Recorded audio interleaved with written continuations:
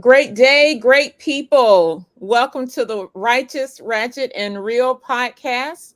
I'm Greta, and of course, I'm joined by my great friends, Takesha and Renee. Say hello, ladies. Hey. Hey there. We are excited to come to you with this latest episode titled Sankofa, looking back as we move forward. Of course, we've started this new year, but in September, we launched this podcast to have a place where we could discuss the issues that matter most to us in the church and at large. And it's been quite a journey that we've labored on and enjoyed.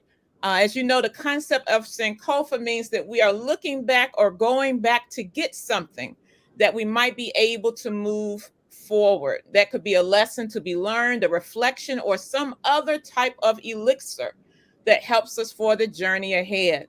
And over the past couple of months, we've talked about everything from church hurt to boundaries to protecting our peace, as well as some just hard conversations about the things that we might side eye in the church, but often we never even dare to discuss.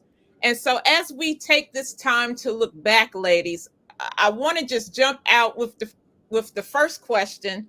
Any favorite episodes that we've recorded that stood out to you, or that you just really had a ball recording, or however the case may have been? What was your favorite episode? Renee. Sorry, I was taking myself off mute. My dog is snoring today. He is snoring like a champion. So you might hear that in the background. But one of my favorite moments was talking with Samantha Griggs, and she was hilarious. We were talking about the issues about leaving the church and having an understanding of our spirituality outside of conventional religious trappings. And so she was talking about something, and she said people don't know that these Holy Ghost hands are buy one get one free. And I think that That just was good. took me out. Like I'm trying to integrate that in all my conversations. I'm like, did you know? These Holy Ghost hands, I buy one get one free. Don't you play with me? So I love that. But this whole recording, process, and this whole podcast idea from conception to now has just been an amazing journey. I just feel so privileged to be with you all week after week and talking to some wonderful people who really are expanding my understanding of what it looks like to have faith outside of these church walls, and people who have varying opinions about Mhm. what the church is and what the church should be. So y'all, I just love this. This is dope. Awesome. And so for me, I think if I had to pick some things, really just having the hard conversations, just because so often we have those conversations in small groups with people that we trust, right? And so you're like, okay, my talking about Juanita Bynum or my critiquing her within a safe space, Mhm. you feel comfortable with. This has pushed me to have conversations that are usually had privately, very public, Mhm. and to take a stance on them and to be part of the voices that I believe should be in the larger understanding of the church and what we believe, because I think we have made church a very safe, sacred space on Sunday mornings where we talk about things that help people. And so, even if we are prophetic preachers, it's still often a very safe space where we're critiquing, the government. We're Mhm. critiquing the things that are, Safe to talk seemingly about. right, safe, right? Those are the things that we always talk about. Right. And so this has pushed us to have conversations that were unsafe. And Mhm. so that's one of the things that I would say that from recording, because I believe that it is helpful for us to engage it in a way that allows other people to think about things and to make other people realize, hey, you're not crazy with what you see and what you find that is wrong. And the other thing for me would be that it's helped me in terms of thinking about who I am as a person and what I want in my life, doing these conversations. And so there have been moments where talking about pushing back with your girlfriends and creating and protecting your peace there. And it's something that plays in my mind when I think about, do I really want to do this? Do I want to push myself to do this? Am I going to go ahead and say, I don't really want to? This doesn't make me feel comfortable. And so practicing my no's has been something that has been evident, and just being like, people are going to have to deal with it. I'm not perfect yet, but these conversations help me and they play out in the back of my mind.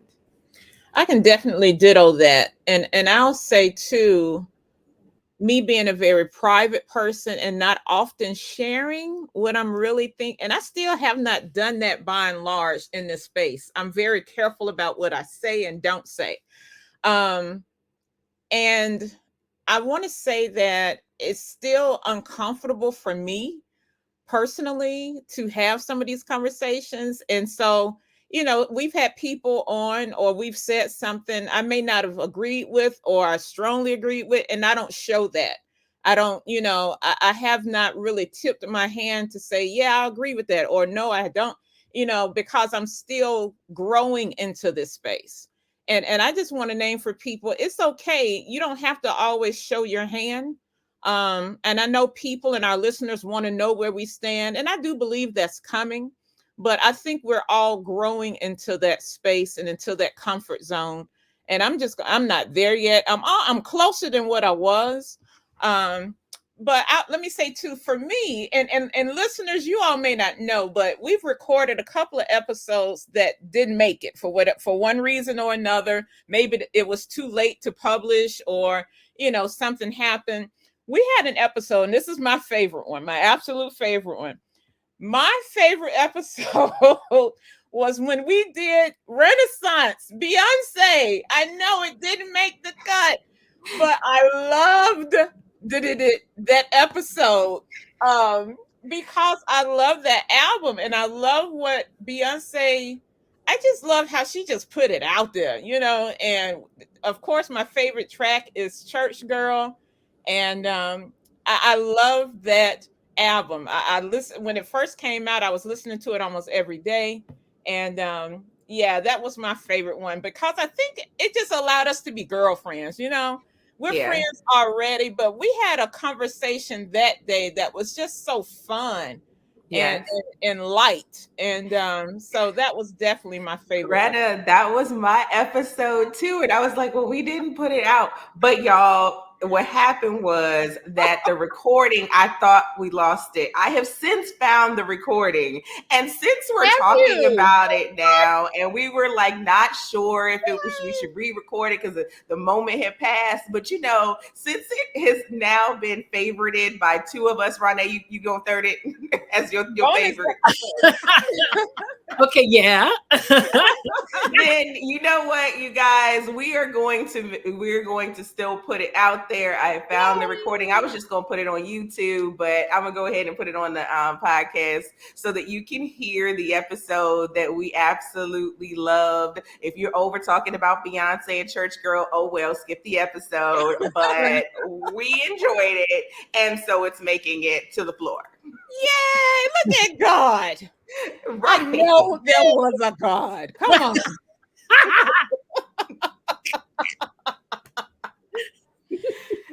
Ooh, hey, that's awesome. Yay. Okay, so be looking for that, people. That's officially the Triple R favorite episode. Yes. Oh, awesome. Because we love Beyonce. Look, it was so funny because I was hanging out with my goddaughter on Friday, and she's like, Aunt Keisha, she said, Mommy still don't like the album. Do you like it? I was like, yes, baby, I like it. And so she was like, see, Mommy, that's what's wrong. You need to go back and listen to it. So we were talking about Cuff It, and she said she had just finally, because what I told her was my favorite song was Church Girl, and she was like, I don't know, Aunt Keisha. But then she's like, I just downloaded it. I decided it's one of my favorites too. It's hard to not like. I don't know. Well, I still haven't listened to the album. Like I still have. I'm not gonna say I nothing, Renee. I'm not gonna say I've been nothing. busy. A girl been busy. Listen. Girl been doing. I do get that though, because I haven't listened to Yeah. Nas's album because I've been busy. And my best friend and I were talking about this whole like life is so busy. Like, when you were younger, like an album couldn't drop without you listening to it. But now you have to negotiate in life where Yes. you're going to actually listen, because especially with commuting having changed. Like the Mhm. majority of my commute is usually to church. And Mhm. so, Mhm. I try on Sundays to be a little more holy and listen to some gospel music. So, it doesn't necessarily make its, way in on a Sunday. Oh, So, I get there's it. a whole lot of negotiating that we need to do around listening albums. So I'm shocked and I'm pushing for it, but I'm going to understand at the same time. We definitely get it. I believe the saints just pray. If the saints would just pray, stretch your hands this way. Just hey, pray. I might be healed. In the name, in the name, in the name. The quickening is happening. Oh. All right, so ladies, and our listeners, of course, you, as you've heard by now, of course, starting in September and now we're in January, that we try to examine different topics through a righteous, ratchet, and real lens. And let me just say this. Shout out to Dr. Otis Moss. So we're in class the other day, and I got to give him props. He gives out the phrase halo and horns. I'm like, oh, he said at any given moment, we're halo and horns. And the whole class just fell out because, of course, I'm thinking righteous and ratchet, halo and Mhm. horns. I'm sorry, that was just a little moment for me. But I'm like, I got to do something with the halo and horns. The man is okay. So anyway, shout out to OM3, who I hope to have. I hope we have on the show soon. All right. We'll talk about that later. All right, but anyway, so righteous, ratchet, and real lens. Do either of you have a favorite righteous topic, if that makes sense? So Mhm. yeah, and a favorite righteous topic. Hmm. Hmm. I know. I'm humming too. Right. Like I'm like, what would have been my favorite righteous topic? Let me give you mine while you guys are Okay. thinking. I think the whole series we did on protecting our peace. Mm-hmm. For me, that's a very righteous topic. Maybe not righteous in the biblical sense of righteousness, but definitely in terms of something positive, in terms of something that's needed, that we don't do enough of, makes life better. I think for me, it was protecting our peace for me Hmm. as the righteous topic. Yeah, I think that might be that series may have been my favorite too, or really boundaries, um, Mm-hmm. because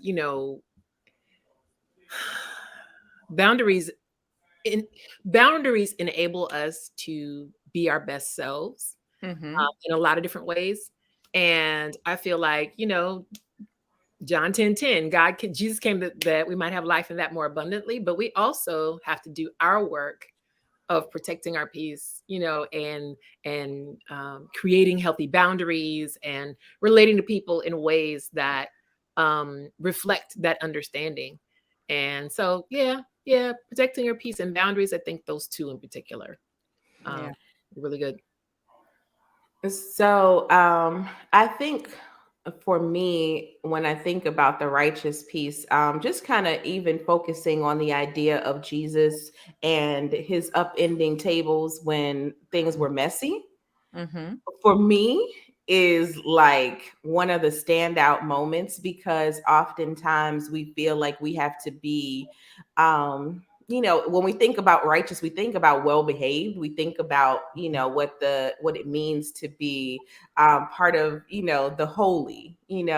And so just remembering that there is also a place in the holy in which we get to upend things that don't Mhm. serve and don't actually look the way that we would want it to. And another aspect of the righteous that really walks with me as well is the when we were talking about the episode renegotiating parenthood, when it comes to the switching of the roles where your parents, you're now taking care of them. And so kind of really just beginning to talk about that topic of what it means to honor your parents, and the idea that we've spent our whole lives hearing that in a way that kind of made us feel like our voices don't matter, Mm, and to understand that, yeah, we get to push back on our parents, that it is not just, you can honor your parents in more than just doing like this blind following, but you get to mm. kind of push back and renegotiate what that means and looks like. So that for me was very impactful as well. I'll say, to piggyback on one of the phrases you just used in terms of Jesus upending tables and kind of renegotiating, let's say, church. A challenging episode for me was when we talked about why we stay and Hmm. had Christian Smith on, and his concept of deconstructing faith. Um, I love what the brother is doing. I respect what he's doing. It just makes me nervous. Um, Mm. whenever you begin to deconstruct, I mean, think about seminary. And I don't know what your MDiv experience was like, but our first couple of classes in seminary, they told us this ain't your mama's faith, and by the time you leave, you you may not even be part of the church. And so that whole cemetery versus seminary thing was very real, because when you start playing with what people, and I don't want to say playing, but when you start tinkering, tampering, deconstructing what you have always known, it always makes me think about, was it Peter, when God says, don't call what what's clean unclean clean, or don't call what I've made clean unclean, or Hmm. the dream that he has in. Yeah. And I often think about Peter. He had lived that out for years, since he was born, and then here comes God, of course, saying, everything you just learned is probably wrong. So let's Hmm. unlearn it, and I want you to do it this way." And we know through the text that Peter still struggled with it, you know? Hmm. And so it just is scary to me. And I don't know. I just wanted to name that. Um, but I think it's work that has to be done for us all, because we inherited this from people who may not, well, I don't want to say may not, who were not well intentioned towards us. And it's no Hmm. telling what we have learned that is Hmm. dangerous and unforgiving and just wrong. And having to go back and unlearn that, and try to learn the original intent, is very scary to me, unnerving to me, because you don't know where you're going to end up. So just throwing it out there. I think that's the fear, though, and why so many people don't challenge what we've learned, is Mm-hmm. because it pushes back on what your mother and your grandmother have told you and wherever they inherited from. But I think the most dangerous part for people is, one, they're afraid that they're going to get away from the truth, you Mm-hmm. know, of the Mm-hmm. gospel. But Mm-hmm. then it's also this fear of, if we pull at it like a thread, Yes. will it all unravel and no longer make sense for us? And so we rather stay with what is safe and has been established as this is what we do, because exactly, you might lose the comfort of the blanket if you just Right. pull at the thread, and just next thing you know, there's no more blanket. And so that's why a lot of times we're just like, just leave it alone. It don't make sense to me, and I don't really walk it out and practice it, but let's just leave it alone as an institution. Let's leave it alone, because that's giving us a place, that makes sense.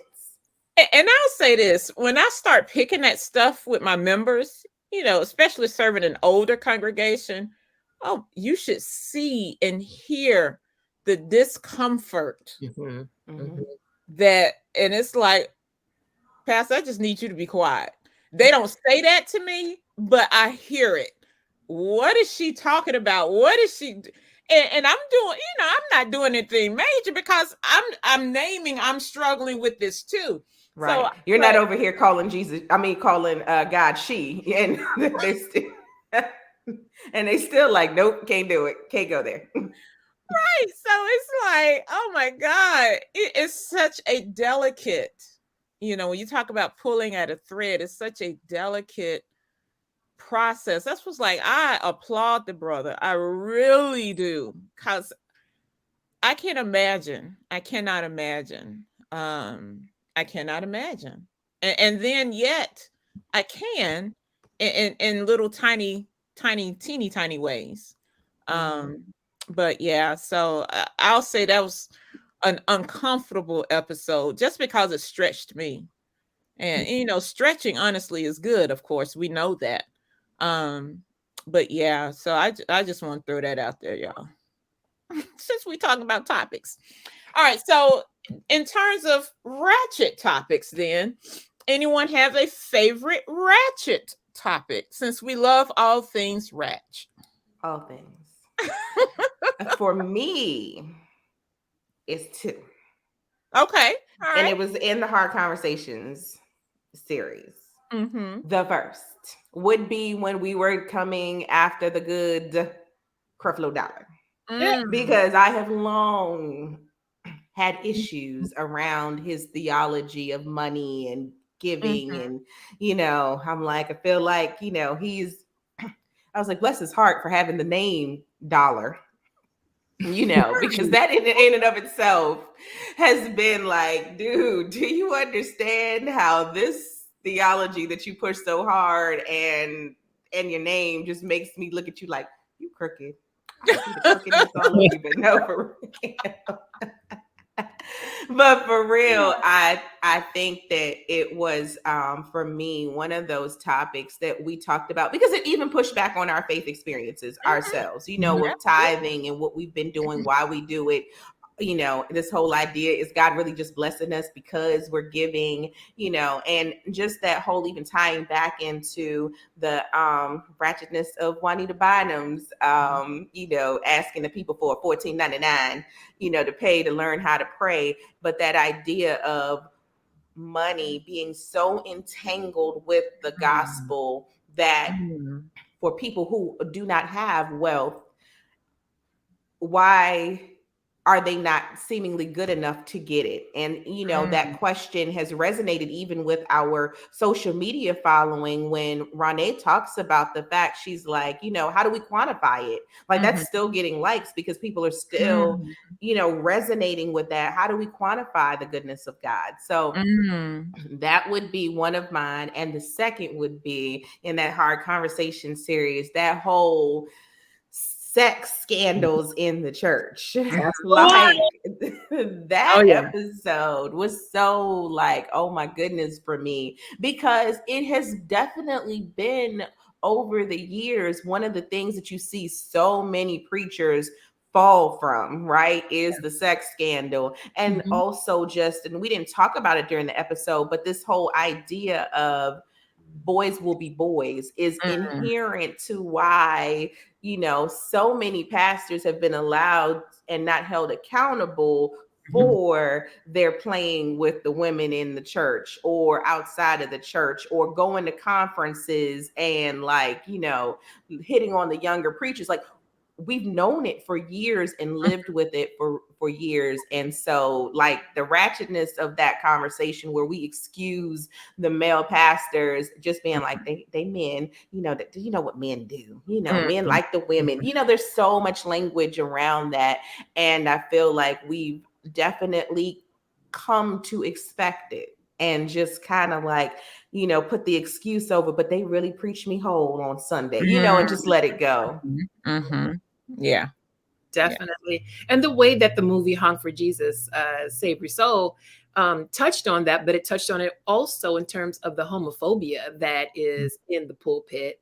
And yet Mhm. here you see a pastor that was actually, bisexual. Well, I don't know if he was really truly bisexual because he really wasn't, touching his Right. wife no more. So, that whole disconnect right there and the ways in which, the messages that we hear from some of our pastors on Sunday does not line up with their own behavior during the week. It's fascinating. And I'm not just talking about with regard to sexuality. I'm talking about in regard to lifestyle stuff that we do, Mhm. the way we live our lives. Period. So I think that was really fascinating because when we're talking about sex, it's never just about sex. It's Mhm. about power. It's about Mhm. control. It's about a whole bunch of things. So that was really a great discussion we had. Yeah, I definitely think out of all of our ratchet conversations, the whole hard conversations, fleecing the church, that was probably one of my favorites. And one that we just, I don't know, we don't talk about enough. And if you want to say stewardship, or chalk that up to stewardship, and we've done such a terrible job at that. And Mm-hmm. in terms of marriage, when you think about marriage, they tell you the two things that break up a marriage are money and sex. Yep, It's no different in the church. The things that are split a church up is Hmm. money and sex. you got Wow. So it. Hmm. yeah, yeah. Well, any topics, ladies, that you think we need to cover this new year? I am here for us covering sexuality in the new year. Hmm. That is something I feel, especially just coming off of the whole idea of the topic that Ronee just brought up about bisexuality. Um, you know, I grew up, with the language from my grandmother, when bisexual just wasn't part of my understanding of people. Like it was very much you're gay or you're Mhm. straight. Mhm. Mhm. And then it was like bisexuality, my grandmother is saying was they just greedy. They Oh, can't choose. wow. Like that was my grandmother's, language around it. And Mhm. so the adult version of me have actually encountered people who are bisexual. Mhm. Mhm. And the church has no language for Mhm. bisexuality for real. No, we don't discuss it. We don't act like it exists. Mhm. We also, transphobia, Yes. Mhm. creating ministries around it like that. I remember being in a women's Bible study and I remember thinking to myself, well, this is all well and good and I resonate with it, but Mhm. it is a very gendered discussion, like Mhm. and stereotypical about what we think women are and who women are. Mhm. And so I don't know that the church is doing the work to talk about how we have embodied stereotypes of what women and men are, and Mhm. then what do we do with that in light of trans conversations, and is the church even equipped to have people who are out in trans in our midst? Hmm. I'll say this: there are some churches that still struggle with women preachers. You're like they can't even get to That we can't even get that. So Well, I don't know what to say, Keisha. like that might be like, okay, when are we gonna get to that? When? Because But I'm just saying, I name that and I say that because if we're still struggling with that, Mm-hmm. and now we're adding bisexual and trans to that, or oh my God. Yeah. But then that also then brings into conversation too, when we talk about why there are young adults leaving the church Yes. and not Yes. resonating with the church. Yep. Well, if Absolutely. we are as an institution so far behind where society is, the idea that society even progressing is somehow not okay, especially when we think about, things like there have been gender aspects like women being unable to preach, and the idea, like I remember watching that Preachers of Detroit years ago, that reality TV show, and to hear young women saying, yeah, I don't want Hillary to run because then she would be in charge of the nuclear codes, and if she was PMSing and I she heard just that. decided to drop the bombs Yeah. because of that. And I said, ma'am, you are a woman. Yeah. Is that what you think about your life, that you would destroy a whole nation because you were PMSing? Like, Right. Come but you on. have been sitting under your father's teaching, who has given you this male gendered idea of power and why women should not have power, and Mm. you are now then regurgitating that back out because you are not doing the critical work to think about it. And so the church in many ways has been left behind because we're fighting over, a world that is moving forward. And we think moving forward is somehow anti-Bible.